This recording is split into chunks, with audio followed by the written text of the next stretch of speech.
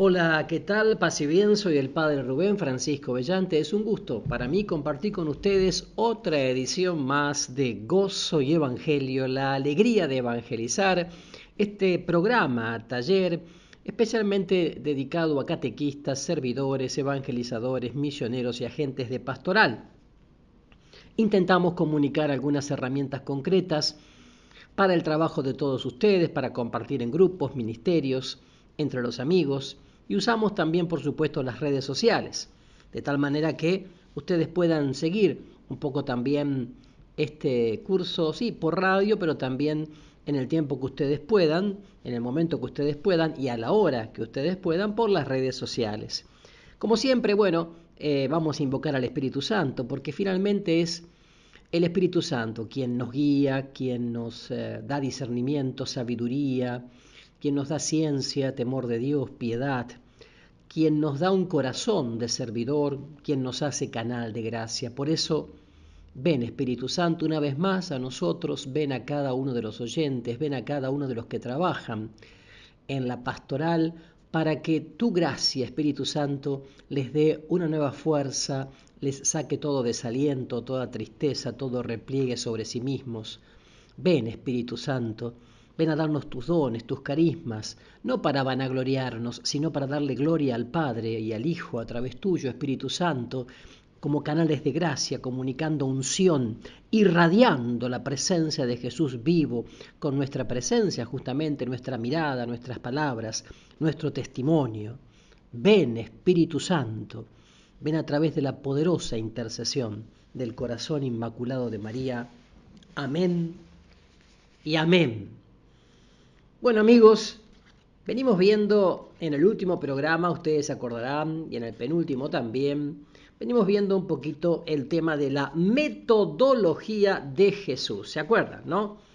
Bueno, tomó el pan en sus manos, lo bendijo, lo partió, lo repartió y les dijo: esto es mi cuerpo, coman todos de él, hagan esto en memoria mía.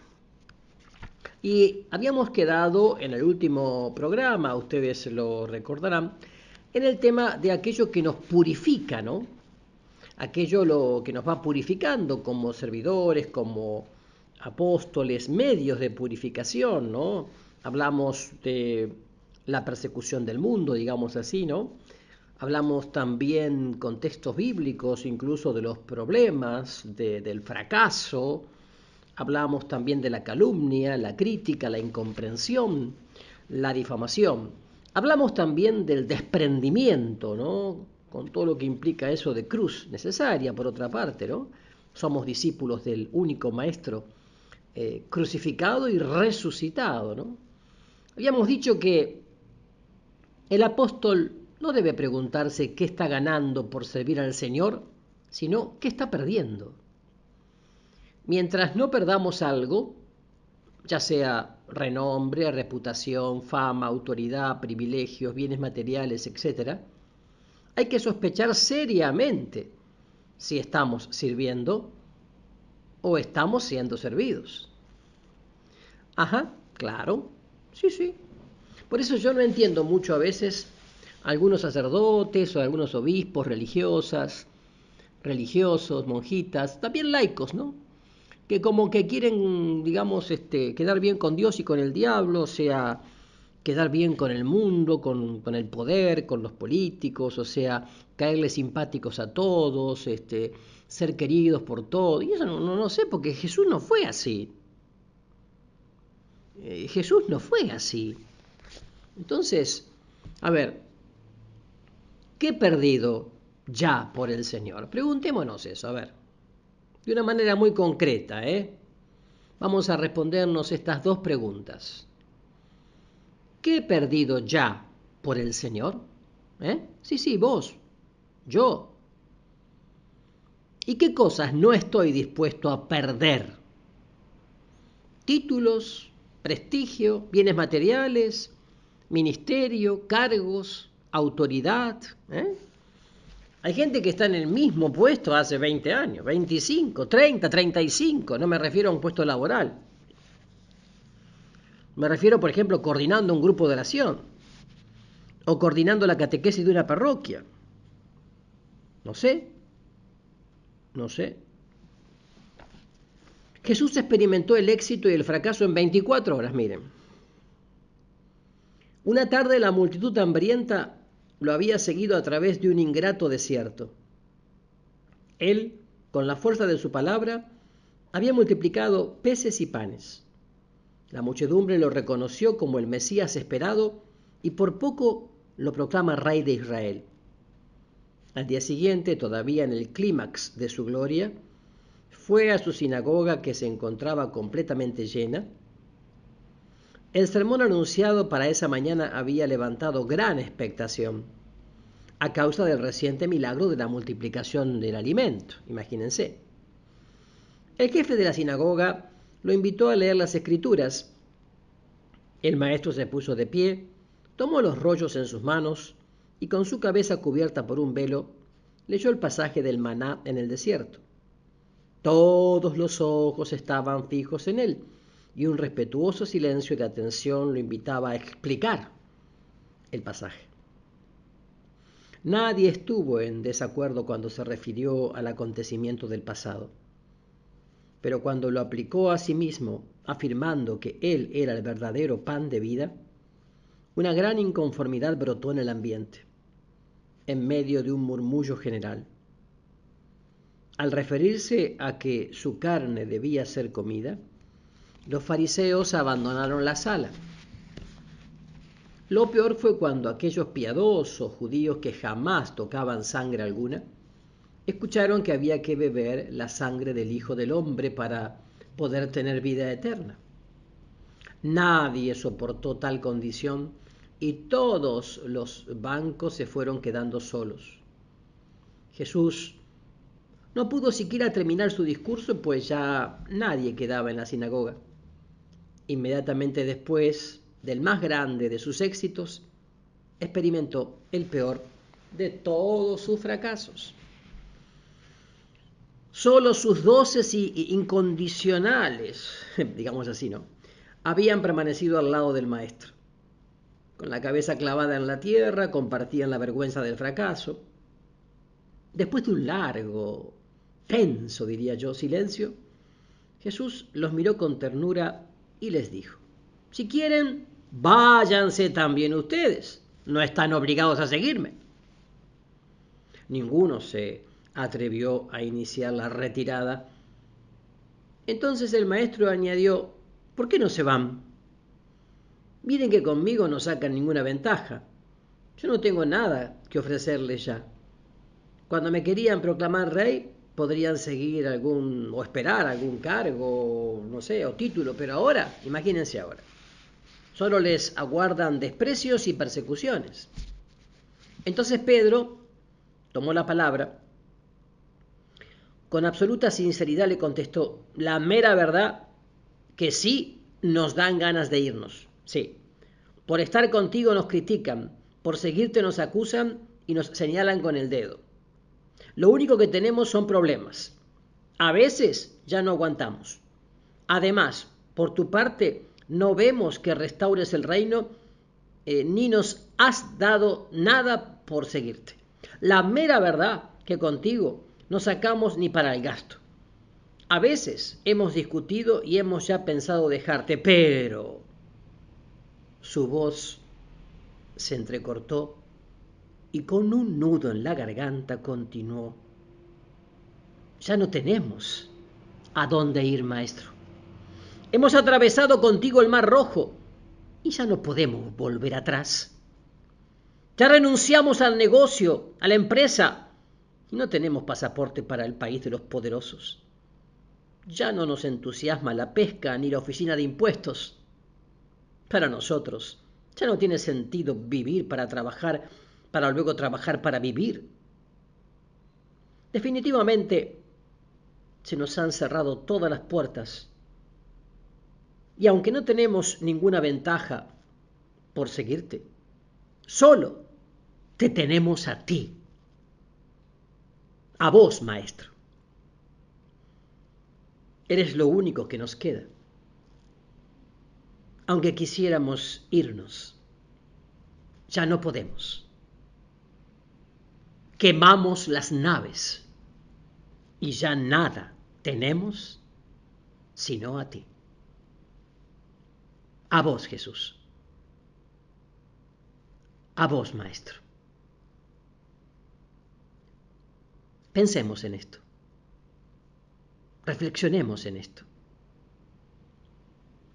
Oremos esto largamente. No se vayan. Enseguida volvemos con más gozo y evangelio. Ya regresamos con la segunda parte de gozo y evangelio de hoy. Muy bien. Estábamos hablando de aquello que nos purifica, hablábamos ahora de la persecución de los buenos. Claro. Ciertamente cuando somos perseguidos por el mundo, tenemos la alegría de sufrir por el nombre de Cristo Jesús, como Pedro, como Juan, que salen gozosos después de haber sido injuriados y azotados, como leemos en Hechos de los Apóstoles, capítulo 5, versículo 41. Pero cuando somos perseguidos en nombre de Dios por aquellos que son sangre de nuestra sangre, o sea, nuestra familia, o de la comunidad parroquial, o del movimiento, no hay ningún tipo de recompensa. Al contrario, somos juzgados precisamente como enemigos del plan de Dios. La persecución del mundo nos condecora con la palma del martirio, pero la persecución de los buenos nos condena en vida, claro. Y no hablo, atención, de un espíritu victimista, de hacerse los perseguidos o sentirse constantemente perseguido. No hablo de eso, Eso es otra cosa, hasta una enfermedad puede ser el victimismo, ¿no? Pero Jesús fue condenado precisamente por las autoridades religiosas de su tiempo, atención, por el establishment religioso. Los pastores puestos por Dios para dirigir a su pueblo fueron quienes se opusieron al designio divino y crucificaron al Señor de la vida, al Emanuel. En la vida de los profetas y los santos vemos continuamente cómo se repite este fenómeno. No son comprendidos por las autoridades religiosas, se les persigue y hasta se les condena a muerte. Los pastores irresponsables de representar a Dios les obligan a guardar silencio, impidiéndoles realizar su ministerio, tachándolos de enemigos del orden establecido, del establishment. La persecución de quienes actúan, o por lo menos creen actuar, en nombre de Dios, es la más difícil de comprender, porque son precisamente los guardianes de la fe quienes se oponen a la manifestación de Dios.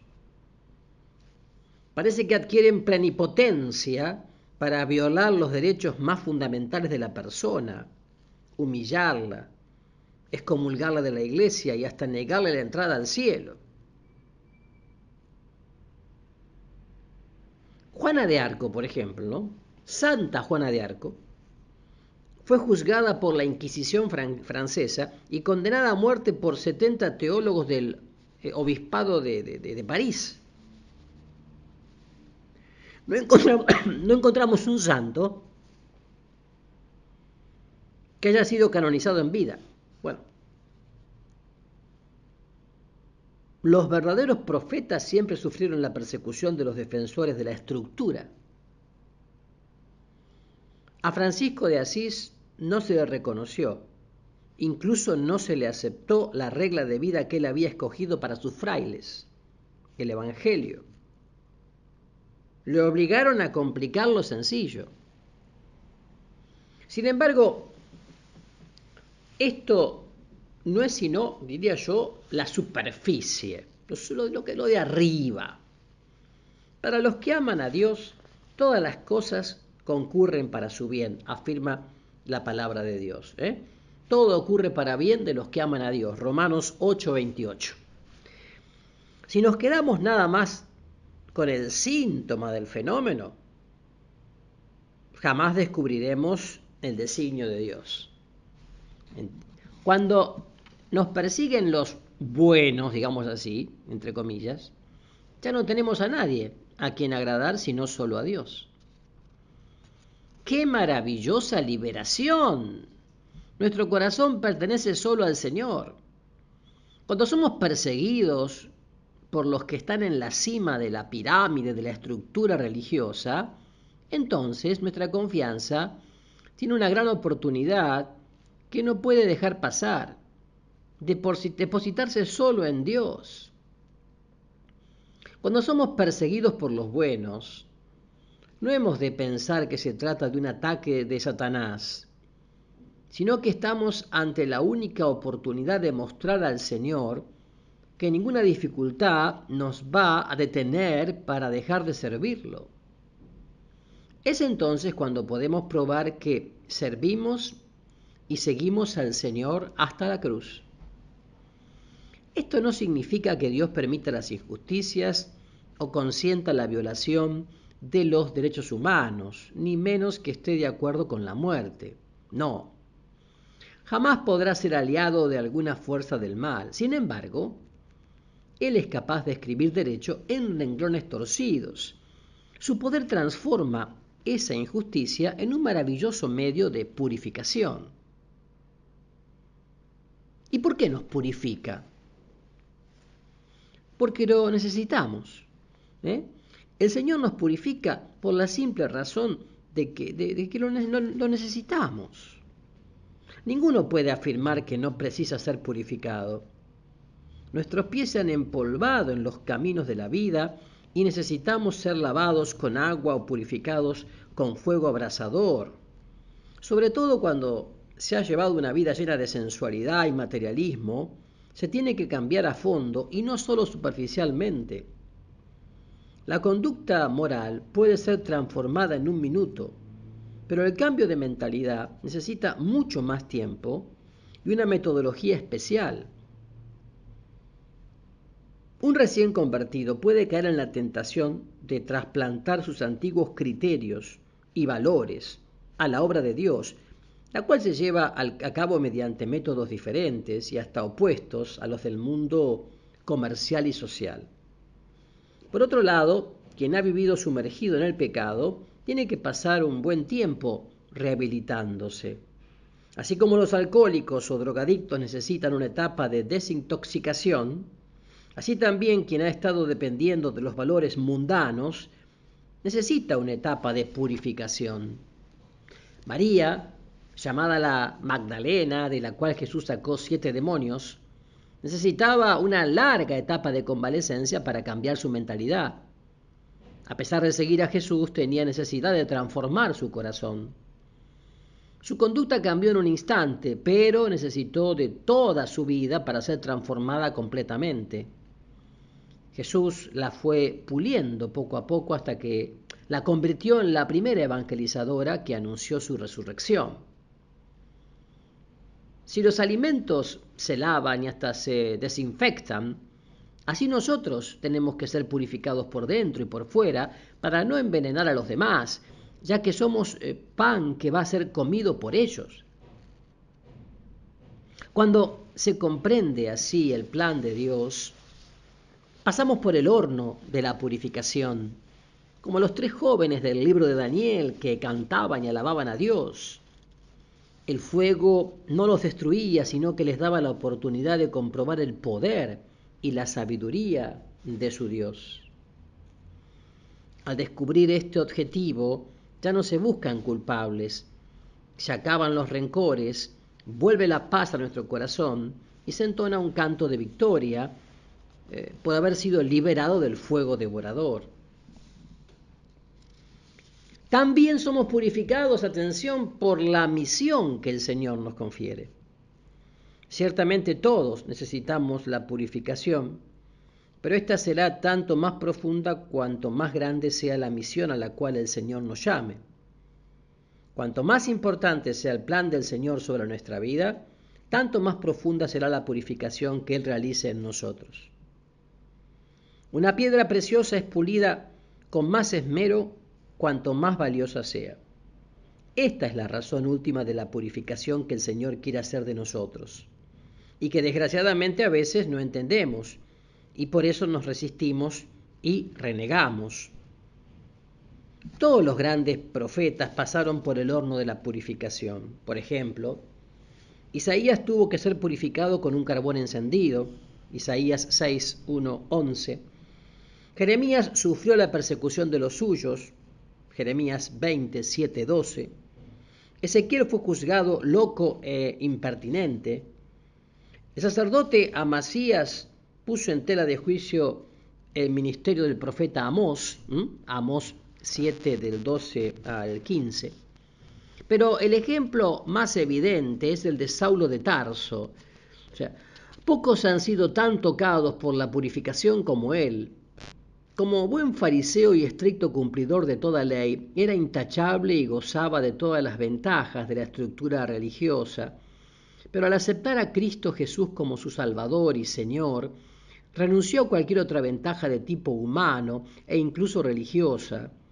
Así perdió inmediatamente su prestigio frente a sus antiguos colegas que lo tacharon de traidor y lo expulsaron de la sinagoga. Y lo peor, no fue aceptado por los, santos cristianos de Jerusalén, los cuales no creyeron en la sinceridad de su conversión y para no tener problemas lo alejaron de la comunidad. Él, que había recibido directamente del mismo Jesucristo el encargo de evangelizar a reyes y príncipes, siendo luz de los gentiles, tuvo que pasar un largo periodo de desintoxicación de la ley en el desierto de Arabia y luego de soledad en Tarso. Sin embargo, las circunstancias lo obligaron a esconderse en un árido desierto o un oscuro pueblo de Cilicia. Para llegar a ser el más grande evangelizador de la iglesia, tuvo que ser purificado por muchos años y de diversas maneras antes de comenzar a cumplir su misión. La especial vocación a la que fue llamado le exigía su más profunda purificación. Interesante, ¿no? Apasionante. Pero no se vayan, que enseguida volvemos con más gozo y evangelio. Ya estamos de regreso con la tercera parte de Gozo y Evangelio de hoy. Y entonces digo, ante esta serie de purificaciones de las cuales estábamos hablando, la última de las cuales era también por la misión que el Señor nos confiere, ¿no? Uno dice, ¿cuál es la actitud? La actitud que tenemos que tomar. Estoy seguro que la actitud es abandonarnos. Sí, la confianza ilimitada en el Señor nos debe llevar a una actitud de abandono voluntario al plan divino. Sin embargo, lo más importante, no es abandonarnos, sino abandonarnos sin condiciones. Generalmente ponemos obstáculos en nuestra entrega, esperamos recibir algo a cambio, o nos reservamos parte de la ofrenda. Si la entrega no es incondicional, no sirve para nada. Así como el barro se abandona totalmente en las manos del alfarero para llegar a ser una vasija nueva, así nosotros debemos entregarnos en las manos del Señor para que nos transforme en criaturas nuevas a su imagen y semejanza. Se trata de firmarle el cheque en blanco para que haga de nosotros cualquier cosa que le plazca. Firmarle el cheque en blanco es darle un sí a cualquier cosa, como María, que respondió, hágase en mí según tu palabra. Así como cuando entramos a la sala de operaciones, nos abandonamos totalmente en las manos del cirujano para que corte, extirpe o trasplante lo que sea necesario, y antes nos abandonamos en las manos del anestesiólogo, Así debemos entregarnos en las manos del médico divino para que haga de nosotros lo que Él quiera. Confiamos en Él y aceptamos incondicionalmente su plan. Él desea hacer una obra tan maravillosa que está dispuesto a trasplantar nuestro corazón. Les daré un corazón nuevo. Infundiré en ustedes un espíritu nuevo. Les quitaré su corazón de piedra y les daré un corazón de carne, para que se conduzcan según mis preceptos. Ezequiel 36, 26, 27. No se trata entonces de que el Señor nos despoje o nos violente, sino que nosotros consintamos voluntariamente. ¿De qué serviría que el Señor nos quitara algo si nuestro corazón siguiera apegado a esa cosa perdida? ¿De qué aprovecharía que el Señor nos liberara de la esclavitud de Egipto si seguimos recordando con nostalgia los ajos y las cebollas del país de los faraones? Mientras no nos desprendamos y despojemos voluntariamente, sufriremos desgarres fatales que nos llevarán a la neurosis y a la esquizofrenia. Pero cuando no estamos aferrados a algo, somos pobres y un pobre no tiene nada que perder. El desprendimiento es la condición del abandono y el abandono es el camino de la paz, la libertad interior y la felicidad.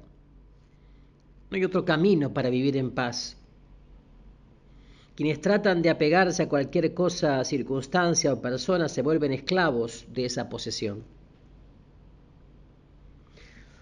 Y siguiendo con la pedagogía de Jesús, también decíamos el punto D, decíamos lo repartió. Una vez que el pan ha sido tomado en las manos, bendecido y partido, se reparte. No se queda en las manos de Jesús, sino que se da a los demás. No podemos permanecer toda la vida en la cima del Tabor, ni plantar nuestras tiendas para establecernos definitivamente junto a Jesús. El Evangelio aclara que Jesús llamó a sus discípulos para que estuvieran con Él y luego para enviarlos a evangelizar.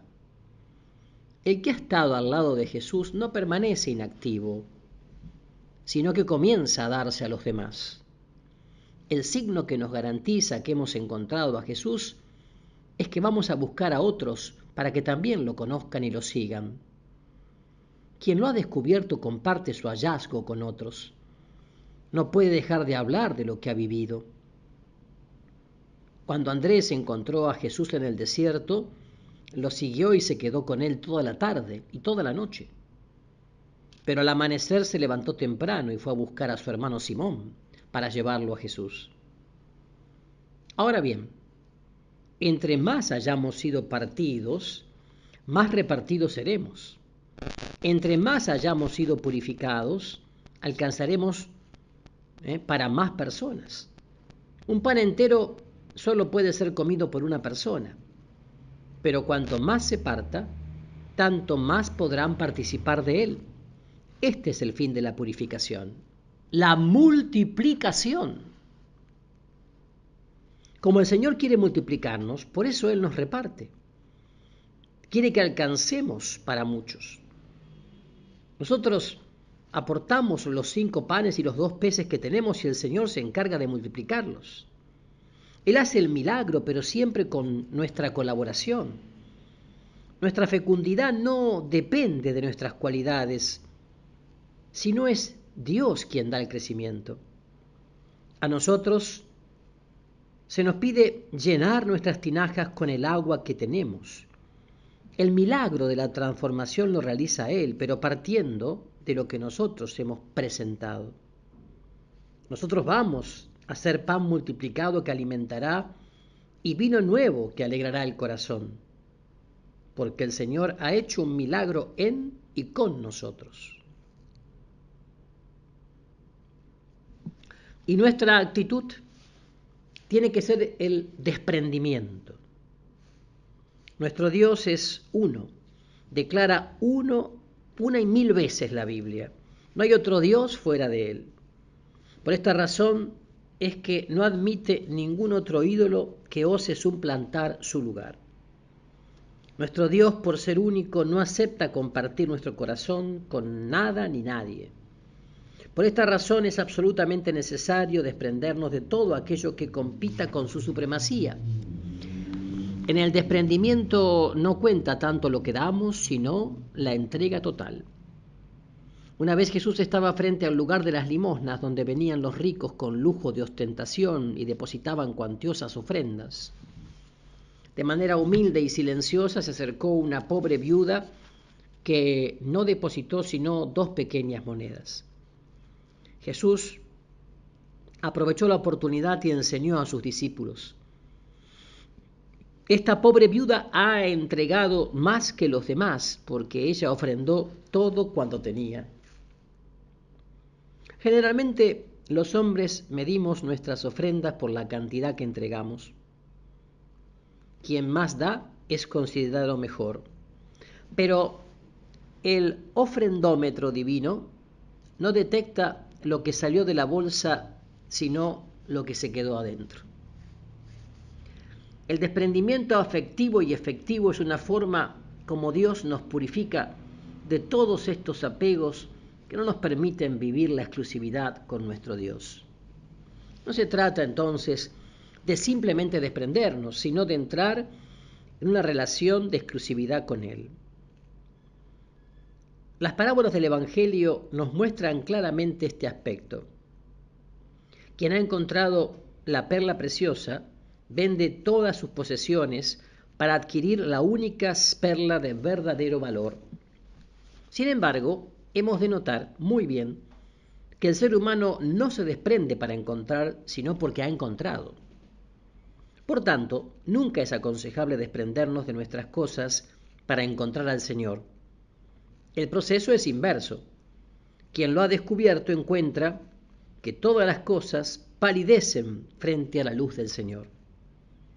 Si una noche estamos en un cuarto con la luz encendida, no veremos nada de las lucecitas de las montañas. Pero si apagamos nuestra luz, en ese mismo instante comenzarán a brillar las luces exteriores. Cuando se nos apaga la luz de Cristo, entonces es cuando nos comienzan a deslumbrar las otras cosas. Pero el que tiene a Cristo juzga todo basura, estiércol, en comparación al conocimiento de nuestro Señor Jesucristo. Filipenses 3, 5, 8. De esta forma tenemos la perfecta perspectiva. No se trata de desperdiciar o despreciar las cosas o las personas, sino de apreciar lo que en verdad es valioso y ante lo cual todo lo demás desluce y ya no cuenta.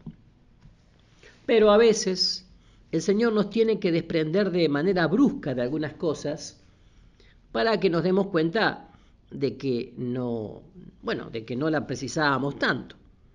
En la historia de la salvación siempre hay destierros que nos desarraigan de todo cuanto somos y tenemos. Y son precisamente estos desprendimientos los que nos hacen crecer en la libertad y la disponibilidad, ¿no? Es por esta razón que a lo largo de la Biblia Dios siempre pide algún tipo de renuncia. Jacob tiene que dejar su familia y huir lejos de los suyos. José, deportado por sus hermanos, va a un país desconocido. Moisés tiene que renunciar a sus seguridades humanas. Elías se va al desierto. ¿Y a vos?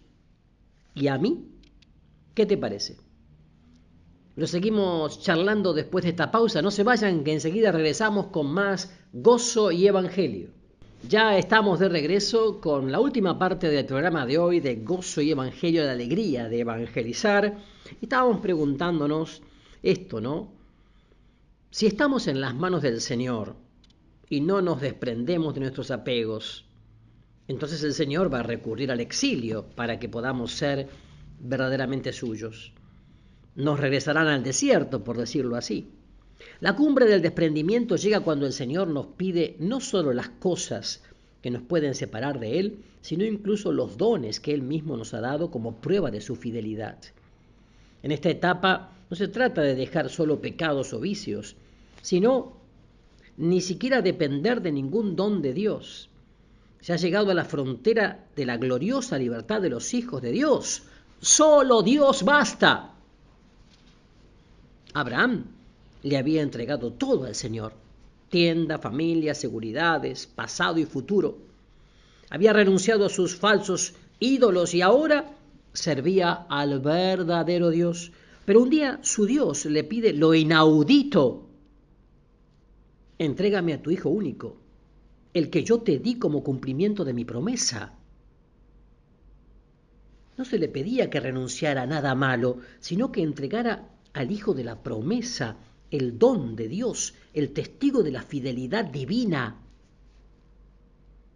A todo el que persevera en la vida del Espíritu, Dios le pide un día al hijo de la promesa. No porque sea malo, al contrario, para que ya no se dependa ni de los dones de Dios, sino solo del Dios de los dones. En esta etapa, la comunicación con Dios no se hace a través de ningún medio, O sea, se llega a una etapa de comunión íntima y profunda, yo diría desnuda. Ya no hay comunicación, sino comunión. No se depende de ninguna gracia, consolación o recompensa, sino que la relación de fe con Él es lo más importante. También en la pedagogía de Jesús, el punto E es: esto es mi cuerpo. Bueno, así como el pan se transforma en el cuerpo de Cristo Jesús, así nosotros somos transformados en Él mismo. La meta de la formación es la transformación. La formación de un apóstol no termina sino hasta que es transformado en Cristo Jesús. Yo recuerdo cuando visitamos una vez con peregrinos la ciudad de Taxco, en México, donde hay muchos artesanos que trabajan la plata de manera muy fina. Visitamos incluso una mina donde se extrae la plata. Cuando uno de estos artistas está haciendo una bandeja de plata, la pule cuidadosamente una y otra vez hasta que su propia imagen se refleja en el espejo límpido del metal. Es hasta entonces que él considera terminado su trabajo. De igual manera sucede en nuestra vida. El Espíritu Santo no acaba de trabajar en nosotros hasta que no hayamos sido transformados en la imagen de Cristo Jesús. Si la meta de un discípulo es configurarse a la imagen de su Maestro, nuestro objetivo no puede ser otro que llegar a ser como Jesús, como Pablo, que un día llegó a exclamar: vivo, mas ya no vivo yo, sino que es Cristo quien vive en mí. Gálatas 2:20. Sin embargo, no podemos pensar que cada uno de nosotros debemos ser otro Cristo, formando así muchos cristitos por todas partes. Esta es una visión muy individualista, yo diría muy posmodernista, ¿no? Muy menefreguista, diría, y por tanto antievangélica. Dios quiere que todos juntos formemos el cuerpo de su Hijo, siendo miembros los unos de los otros, pero unidos por una sola fe, con diversidad de carismas, pero animados por un solo y único espíritu, con variedad de ministerios, pero con un mismo Señor, en múltiples actividades, pero con un solo Dios que obra en todos. Se trata de vivir como cuerpo de Cristo, donde, siendo muchos miembros con diversidad de funciones y siendo unos miembros de los otros, estamos todos buscando el crecimiento del cuerpo como tal, y no ninguna ventaja personal, ni siquiera de tipo espiritual. Lo que Pablo menos consentía en las comunidades cristianas era la división, ya que era un atentado directo contra la esencia de la vida cristiana. El ejemplo más claro lo tenemos en su primera carta a los Corintios, ¿no? 1 Corintios 1, del 10 al 16. Entonces, nuestra actitud, ¿cuál debe ser? Formar cuerpo, formar iglesia. Esto es importante. Hoy estamos en la iglesia, me parece que en un fenómeno de dispersión, ¿no? Tan grande, de grupitos y grupetes y asociaciones y movimientos y movimientitos y proyectos y programas que están, yo diría, como decía el cardenal Joseph Ratzinger, después Papa Benedicto XVI, estamos ante la protestantización de la Iglesia Católica, ya que, por desgracia, muchísimos de estos movimientos, movimientitos, grupitos y grupetes viven aislados unos del otro sin esa catolicidad que ha sido el sello propio de nuestra Iglesia. Es decir, no estar cada uno encerrado, no estar cada maestrito con su librito, sino cada uno mirando al otro. No estar cada uno encerrado y replegado en su movimiento, en su grupito, como se llame, como si ahí estuviera todo. Es un espanto. Está bien, alguno de ustedes me dirá, y bueno, menos mal que rezamos el credo, el mismo credo. Bueno, algo es algo, y sí, algo es algo, pero yo no sé si esto es... Tampoco creo que la iglesia sea uniformidad, al contrario, la riqueza es la unidad en la diversidad, pero una cosa es diversidad y otra cosa es dispersión menefreguista, individualista. Entonces digo, nuestra actitud es formar cuerpo, iglesia. En primer lugar debemos renunciar al individualismo, de manera especial al individualismo religioso. Por ejemplo, ser el más grande apóstol, el mejor cantautor católico, ser el mejor servidor, tener el mejor grupo o ser el más santo. Esto daña profundamente, ya que nos mantiene en una actitud de competencia con todos los demás, perjudicando así la unidad. Compiten los grupos, los ministerios, las parroquias, compiten, los colegios católicos compiten, las universidades católicas compiten. Todos somos miembros del cuerpo de Cristo, pero al mismo tiempo miembros los unos de los otros. Si no asimilamos este principio fundamental, todo nuestro trabajo puede ser más peligroso que benéfico. Así como yo necesito de todos ellos necesitan de mí. Todos, por más pequeños o insignificantes que parezcamos, somos necesarios. Por ello, una característica indiscutible del discípulo de Jesús es que es constructor de la unidad y enemigo de la división. Y también digo, Jesús no formó individuos aislados, sino que instituyó un ambiente de fe y amor como semillero donde se produjeran continuamente otros discípulos.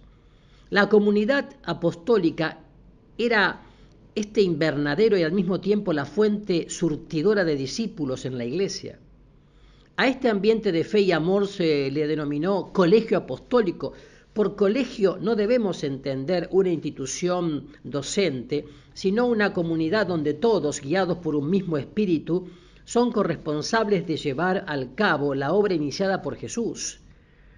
El colegio apostólico es la comunidad de los responsables de instaurar el reino de Dios, haciendo discípulos por todas partes. A ellos les toca servir, conducir y presidir la comunidad, imitando a Jesucristo en la manera de hacerlo. Los pastores no son solo los responsables de guiar, sino que ellos mismos deben estar comprometidos en una comunidad de líderes. Muchas veces los responsables de hacer la comunidad cristiana son los que menos viven en comunidad. En algunos países, como en Estados Unidos, muchísimos son como funcionarios, no pastores. Los dirigentes señalan el camino a los otros, ya sea el coordinador del grupo de oración, el coordinador de catequesis, de misioneros. Pero, ¿quién los dirige a ellos? Generalmente enseñan, pero ¿dónde siguen siendo enseñados? Siempre están dando, pero ¿dónde reciben? ¿Qué hacen para renovarse y crecer en la vida del Espíritu sin agotarse? Entonces, ¿cuál es la respuesta? La comunidad de líderes es la respuesta y la solución. Es muy importante para los sacerdotes, los religiosos, las religiosas, también los que son coordinadores de catequesis, de servidores, etcétera, etcétera, ¿no? Así que bueno, para saber de verdad si tenemos comunidad, cada uno tiene que responder a estas preguntas. ¿Tengo 4 verdaderos amigos? ¿Cuento incondicionalmente con 4 a los que yo les importo más que cualquier cosa? ¿Hay 4 personas comprometidas realmente a llevarme a Jesús? Cuando caigo, ¿tengo 4 que me levanten? Cuando me desanimo, ¿hay 4 que me conforten? ¿Tengo 4 confidentes con quienes puedo abrir mi corazón, con sus luchas, éxitos, fracasos y tentaciones? Es todo un tema en estos tiempos. Pero tengo que hacerme también las mismas preguntas. A ver, ¿soy incondicional de 4 personas? ¿Hay 4 personas que pueden tocar la puerta de mi casa a cualquier hora? ¿Hay 4 personas que en dificultades económicas recurrirían a mí? ¿Hay 4 que saben que ellos son más importantes para mí que mi trabajo, descanso o planes? ¿Acompaño y cargo, me responsabilizo a 4 personas llevándolas a Jesús, cueste lo que cueste, me pase lo que me pase? Realmente esto es para seguir orándolo y reflexionándolo. Así que bueno, ya terminamos con el programa de hoy. Quiero darles la bendición a través del corazón inmaculado de María. Los bendiga el buen Dios Todopoderoso, Padre, Hijo y Espíritu Santo. Amén. Volveremos entonces próximamente con más gozo y evangelio, paz y bien.